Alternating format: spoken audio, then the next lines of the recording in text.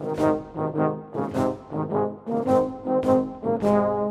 1917, as the United States entered World War I, the Navy established a war dispensary in Balboa Park. A permanent hospital was built in 1922 at the park's Inspiration Point. It was dubbed the Pink Palace because of the color of its stucco. Was it a palace? No, it wasn't a palace. Somebody came up with that nickname and it's just stuck, the Pink Palace. Well, I think anytime you do something for 100 years, it's probably worth celebrating, whether it's life or of a person or the life of an organization. But given the importance of taking care of our active duty population, whether it's World War I, World War II, the Korean War, the Vietnam War, or current roles in Iraq and Afghanistan, I think it's a pretty important mission worth highlighting. And the fact that this hospital's been part of that, whether it's the tent facility that was in Balboa Park in 1917 to the current modern facility, I think it's a pretty important mission.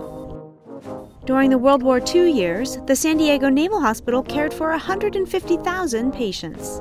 By the Vietnam War, the Balboa Park landmark had grown to be the largest military medical facility in the world.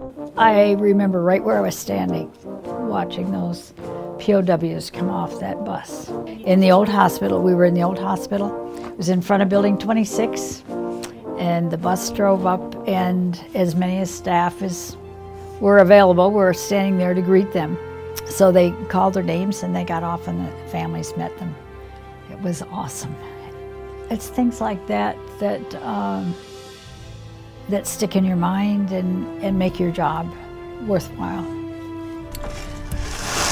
Isn't that a beautiful water fountain? You walked across and you could see Building 26. That's still a part of our command now. In that Building 26, surgery was in the third basement. The Navy wanted to build a new hospital in the late 1970s, but it became a brouhaha as big as the current debate over Qualcomm Stadium. And most of that was just bickering. It's hard to get anything started. Once it started, it all went up, and as people watched it go up out of the earth, it was amazing. In the end, the Navy got its hospital in the park's Florida Canyon. It opened in 1988, ushering in the modern era of military medicine in San Diego.